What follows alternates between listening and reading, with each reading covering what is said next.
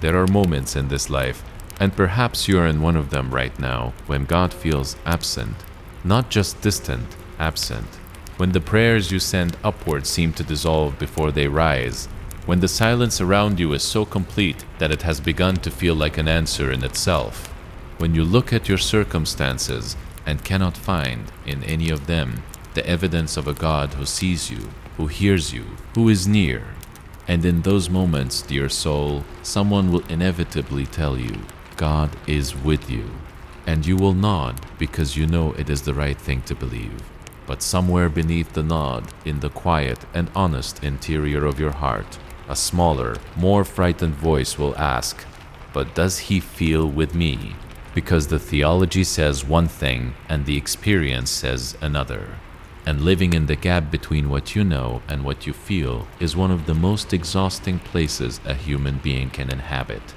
Today we want to sit with you in that gap, not to tell you that what you are feeling is wrong, not to rush past it with reassurances that land like stones on the surface of something much deeper, but to speak honestly, warmly, from the deep well of wisdom that Augustine of Hippo left us, about what it actually means that God is with you and why that truth is real even in the seasons when it cannot be felt. Because here is the thing that most needs to be said at the very beginning. The presence of God is not the same as the feeling of God's presence. These are two entirely different things. One is a reality, the other is an experience, and the reality does not change when the experience does. The sun does not stop existing when the clouds cover it. The anchor does not stop holding when the water is too deep to see it. And God does not withdraw from your life simply because this particular season has made him difficult to perceive. Augustine understood this better than almost anyone who has ever written about the life of faith. He spent years, not days, not weeks, but years in what he could only describe as a searching that never arrived, a longing for something he could not name, a reaching towards something he could not touch, a God-shaped hunger that no earthly thing could fill. And through all of it, God was present, not absent, present, working, drawing near, not in the dramatic or the obvious, but in the deep and patient way of one who was preparing something in Augustine that could only be prepared in the very darkness he was wandering through. He would want to say to you today, with all the authority of a man who has been exactly where you are, what you cannot feel right now is not what is actually happening. God is with you. He has always been with you.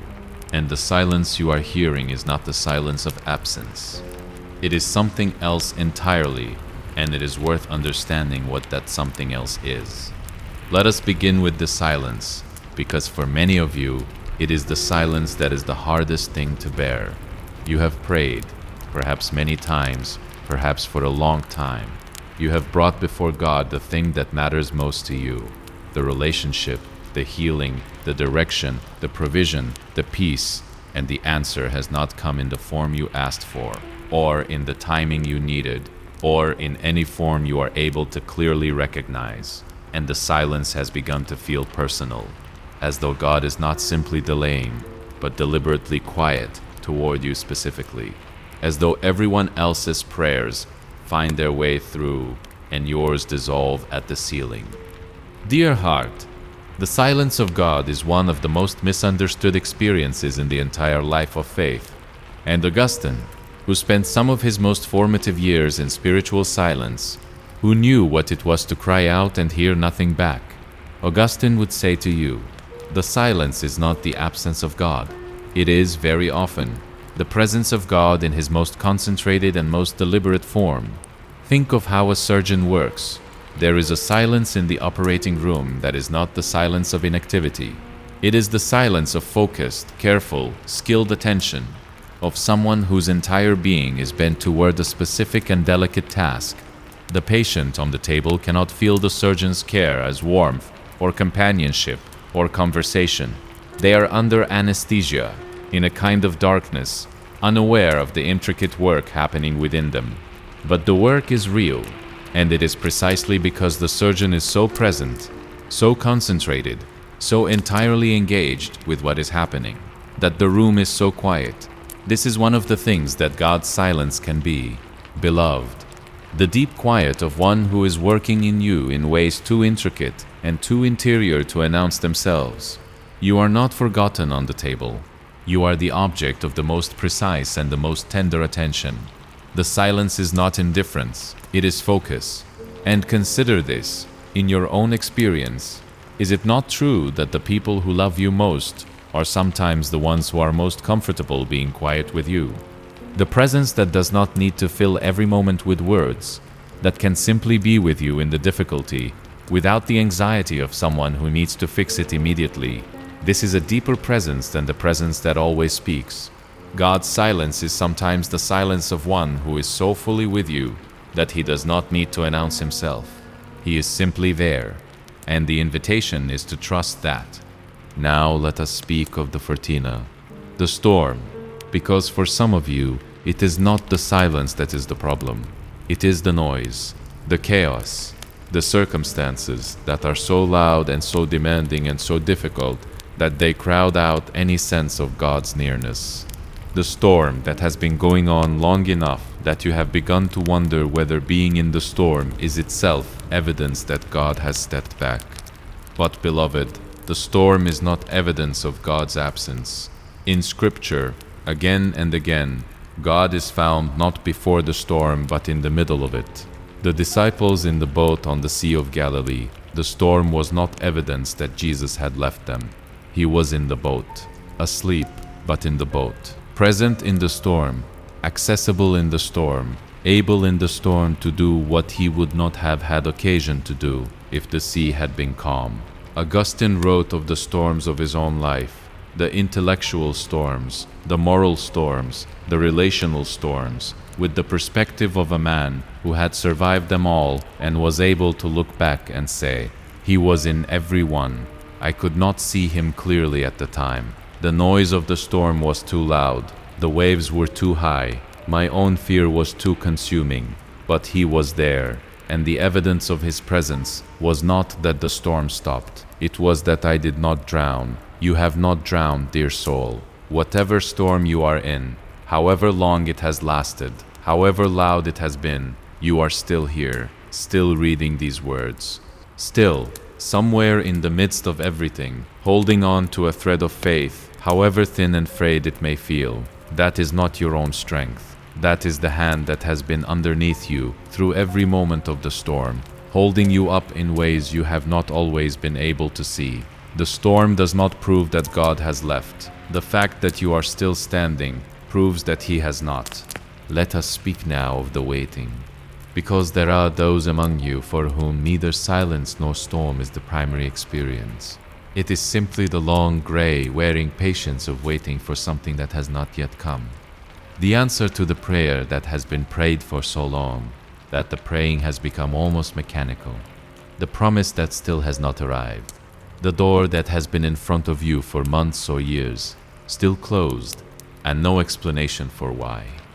Waiting is perhaps the most ordinary and the most spiritually demanding of all the places God calls His people to inhabit. And it is the place where the sense of His presence most easily erodes, because waiting is by its nature a place of not yet, and in the not yet, it is easy to begin to feel that God is also not yet, that He will be present when things resolve, when the answer comes, when the waiting ends, that the season of waiting is a season of His absence rather than a season of His preparation. Augustine spent years waiting, years in which the life he was reaching for would not come together, in which the calling he had not yet recognized was being quietly and invisibly prepared in him. And what he discovered in those years of waiting, not immediately, not without struggle, but genuinely, was that God was not waiting for the waiting to end before He would show up. He was fully present in the waiting itself, working in it, using it, doing something in Augustine during those years of not yet that could not have been done any other way.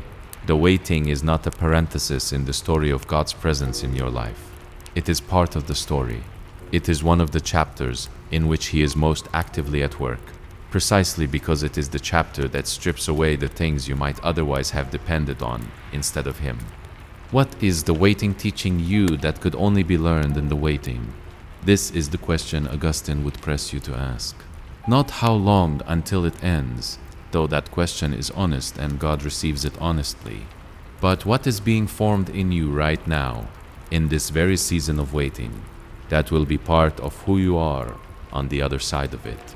Tell us in the comments, how long have you been waiting for something? And what, if anything, has the waiting given you that you would not have had otherwise? We would love to hear your story. Now let us speak of the darkness, because there are those among you for whom the experience is not silence, not storm, not waiting, but something deeper and more frightening than any of those, a darkness of the soul. A place where not just the circumstances but the interior itself has gone quiet, where the faith that once felt alive and warm has cooled to something you can barely find, where you wake up in the morning and the reaching for God that used to feel natural now feels effortful, distant, almost meaningless.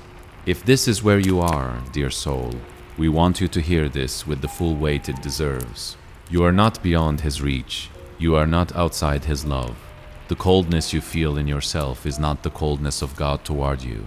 It is simply a season, and seasons change. Augustine described this place in his Confessions with a rawness that has resonated with readers across 16 centuries.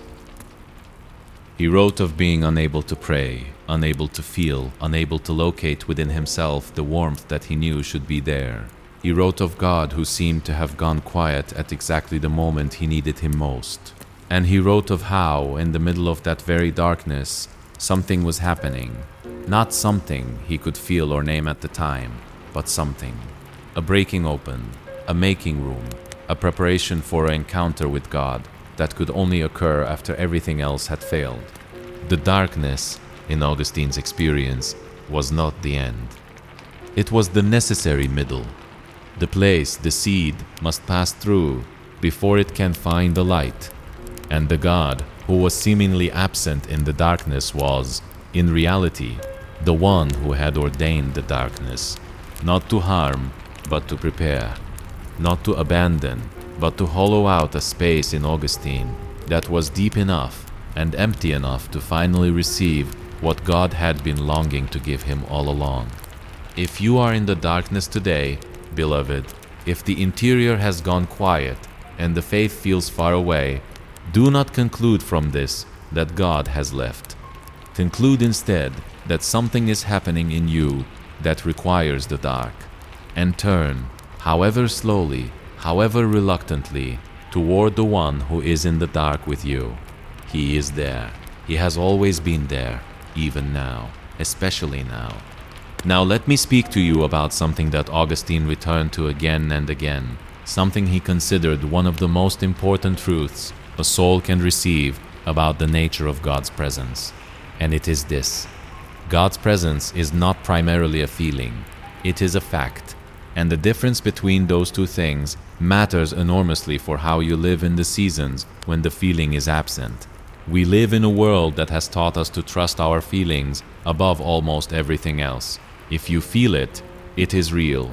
If you do not feel it, question whether it exists. And this habit of feeling as truth, which works reasonably well for many ordinary things, becomes deeply destructive when applied to the presence of God. Because God's presence is not contingent on your ability to perceive it. His reality does not fluctuate with your emotional state. He does not become less present when you are numb, or more present when you are moved. He simply is, constant, faithful, unaltered by the weather of your interior life.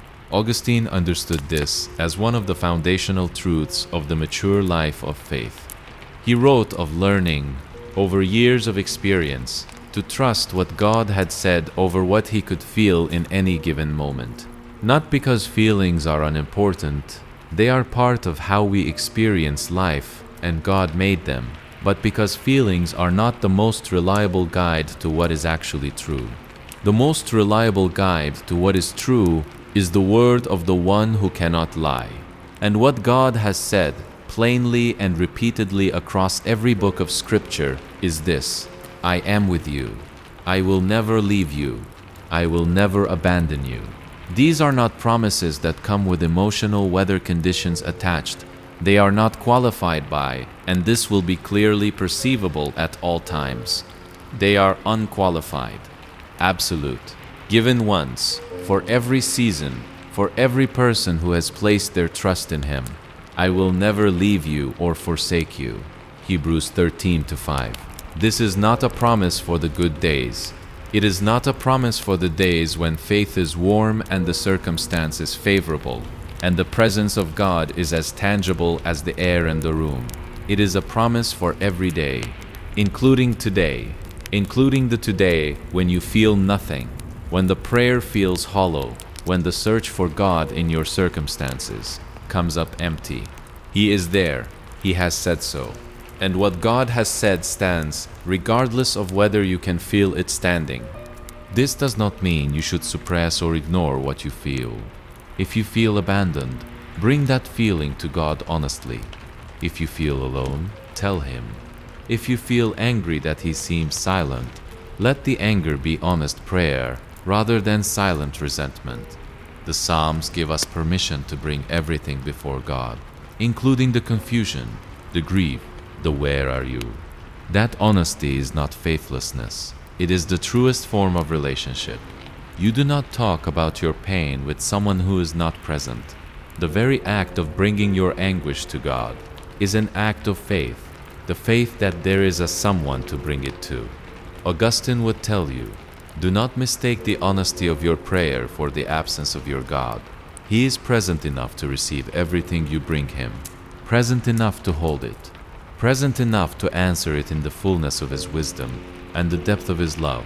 Bring Him all of it, every unanswered question, every moment of feeling alone, every tear you have cried in the dark when no one was watching. He was watching. He always was. Let me speak now about something very specific, the experience of feeling that God is present for others, but not for you, that He speaks to others but has gone quiet toward you specifically, that other people's prayers find their landing place and yours somehow do not. This is one of the most isolating and one of the most common experiences in the life of faith, and it deserves to be addressed directly, because the conclusion it leads to, that there is something uniquely wrong with you, uniquely distant about your relationship with God, uniquely blocked about your prayers, is a lie. And it is a lie that the enemy of your soul is delighted to have you believe. God does not have favorites in the sense of some people having access to Him that others do not. He does not respond to some prayers with enthusiasm and ignore others with indifference. He is not more present to the person who seems to have everything going right than He is to you in your difficulty. The appearance that He is blessing others and withholding from you is exactly that, an appearance. A perception shaped by the limited view you have of what is happening in both your life and theirs. You do not see the full picture of anyone else's life. You see the answered prayer, not the years of unanswered ones that preceded it. You see the open door, not the dozens that closed before it. You see the peace on someone's face, not the long and difficult road they traveled to get there. Comparison is always unfair because it compares your interior, which you know fully, to someone else's exterior, which you know only partially. God is as present in your life as He is in anyone's. The evidence of that presence may look different. It may be quieter, less dramatic, more interior, but it is no less real.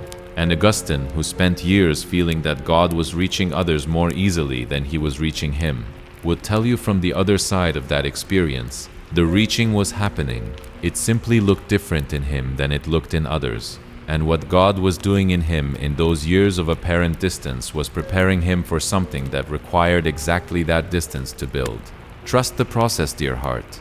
Even when you cannot see it clearly, even when the evidence in your circumstances does not seem to support it, trust the faithfulness of the God who has never once failed to be exactly what He promised to be.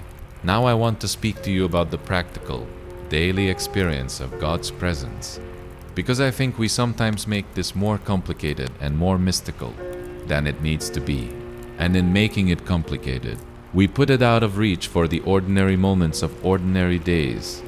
God's presence is available to you right now, in this very ordinary moment, without any special preparation or special qualification.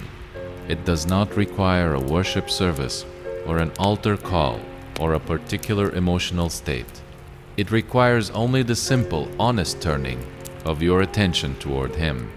The breath that says, I know you are here. I am choosing to be aware of you. I am not waiting to feel you before I acknowledge you. I acknowledge you now in the faith that you are present, and I welcome your presence in this moment of my day. Augustine practiced this turning as the habit of a lifetime, not a dramatic spiritual exercise, not a complicated ritual, simply the repeated, gentle, daily redirecting of attention toward the God who was always already there.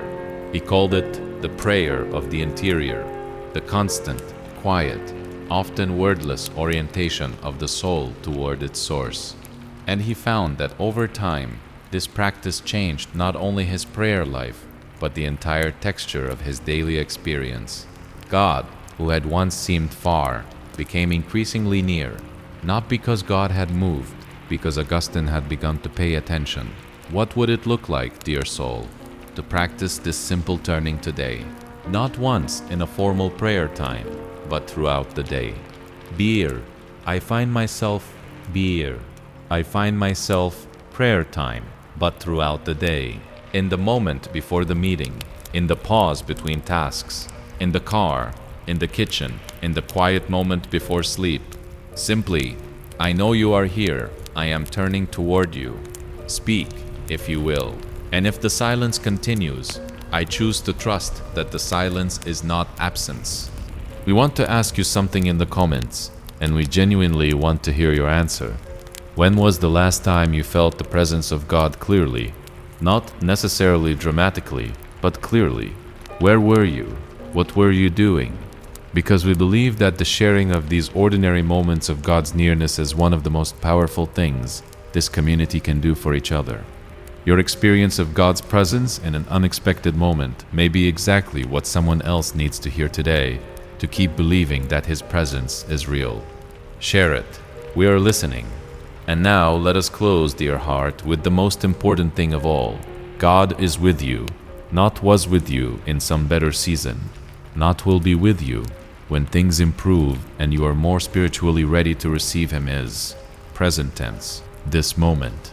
Right now, wherever you are feeling, however your circumstances look, whatever you have done or left undone, whatever distance you feel between yourself and the God you are looking for, He is here.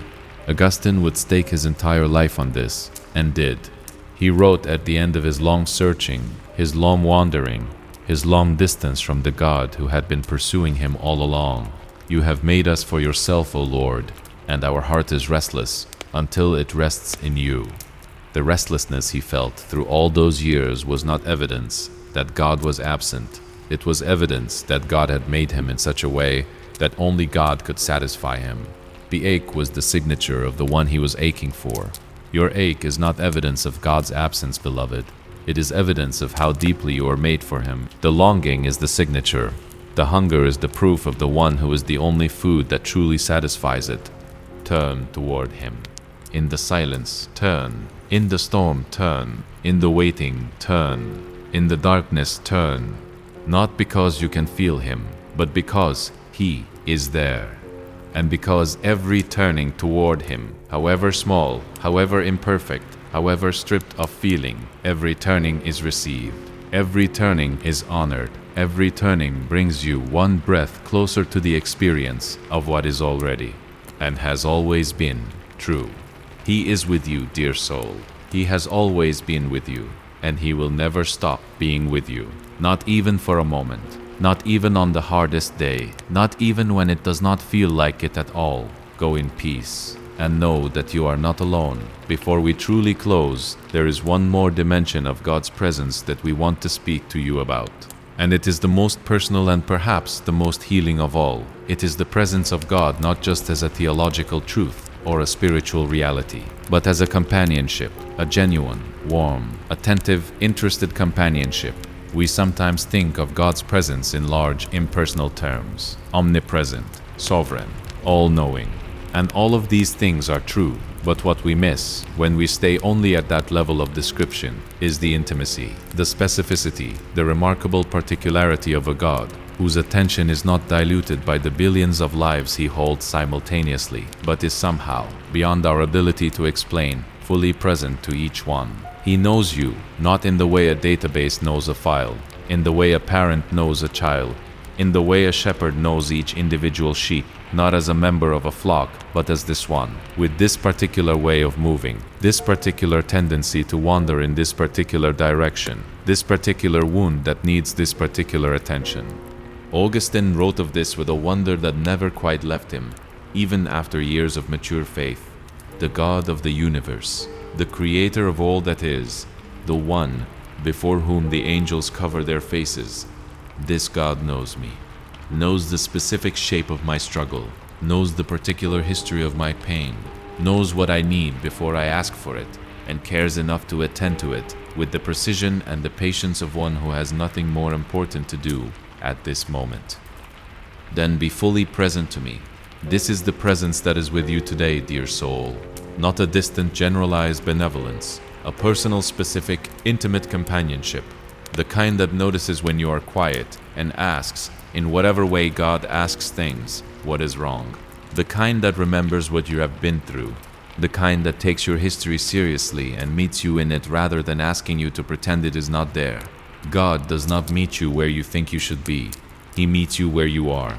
He has always met you where you are. That is what it means for Emmanuel, God with us, to be not simply a name for Jesus, but a description of the God who has been with us since the very beginning, through every generation, in every circumstance, refusing to remain at a comfortable distance from the messiness and the pain and the beautiful, complicated reality of human life.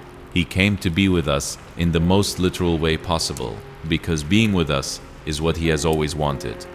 The incarnation was not a one-time event that ended when Jesus ascended. It was the most visible and dramatic expression of something that was always true and remains true. God wants to be with you, not to observe you from above, to be with you, here, in this. If you have been wondering whether God is truly present in the specific, personal, interior circumstances of your particular life, whether he cares about the particular pain you are carrying, the particular fear that keeps you awake, the particular longing that has been with you for so long, you have almost stopped expecting an answer. The answer is yes, he is there, he cares, and the specificity of his care is something that, once truly believed, changes everything about how you walk through the day. Let us give you something to do, dear heart, before you go. Not a homework assignment, an invitation. Tonight, before you sleep, find a few minutes of quiet, not to perform a spiritual exercise, just to be still, and in that stillness, say whatever is truest for you in this moment. It may be a prayer of gratitude. It may be a question. It may be nothing more than, I am here. I am not sure what I believe right now, but I am turning toward you because I do not know where else to turn. And whatever comes from that honest turning, receive it. A peace, a thought, a scripture that rises in your mind, a memory that feels like comfort, or simply the stillness itself holding you in a way that feels somehow less empty than before. Receive whatever comes, and if nothing comes that you can name, trust that the turning itself was received, because every time you turn toward God, every single time, however imperfect, however uncertain, however stripped of feeling, you are doing the most important thing a human soul can do. Ascol, rolling into the soul of overwhelmings today. You are facing the right direction, and the God who is already there, who has always been there, who has been waiting for exactly this moment of your turning, he receives it, he honors it, and he will, in his time and in his way, make himself known to you in ways that will leave no room for doubt. He is with you, dear soul. He has always been with you. He will never stop being with you.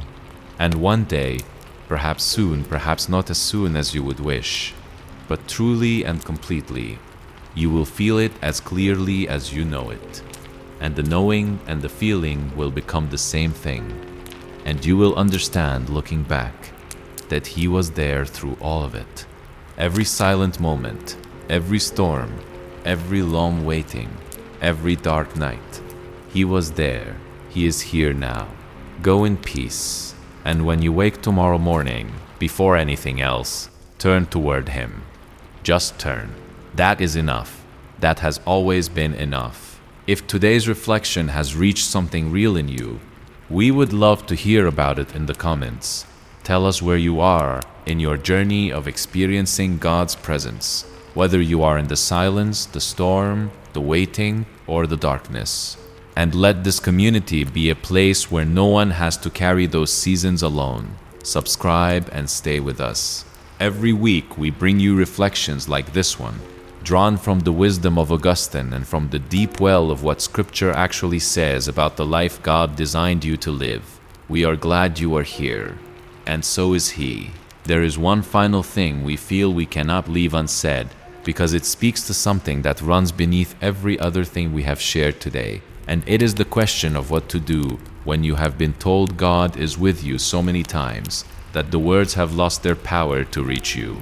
This happens. It happens to sincere, genuine, devoted people who have heard the right things said so many times in the right settings that the words have become background noise. God is with you. I know, you think. I have heard this.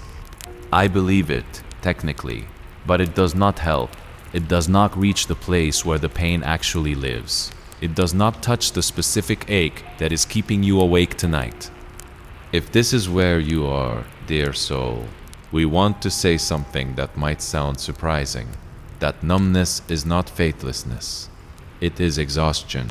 It is the entirely understandable result of a soul that has been carrying something heavy for a long time, that has been offered comfort in words that have not yet had the chance to become real in its experience.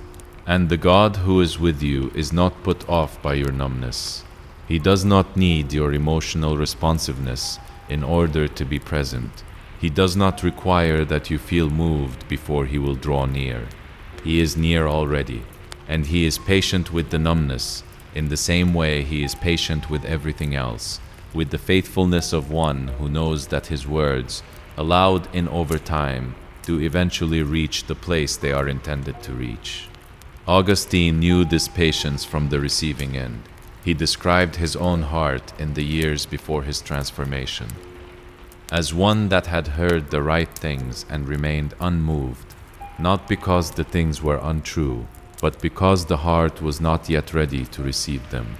And then gradually, word by word, conversation by conversation, prayer by prayer, something began to open. The numbness thawed, not all at once, not in a single dramatic moment, but truly.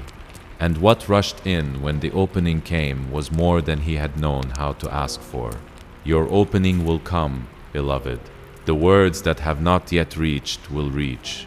The truth that has been circling the outside of your heart will find its way in, not because you manufactured the readiness, but because you kept turning toward the source. You kept showing up. You kept the door cracked, however slightly, however reluctantly. That is faith, not the feeling of faith, the practice of it, the stubborn, imperfect, sometimes numb decision to keep turning toward God, even when the turning feels like nothing. Keep turning, dear heart. He is with you. He has always been with you, and He is not finished with you yet. Go in peace.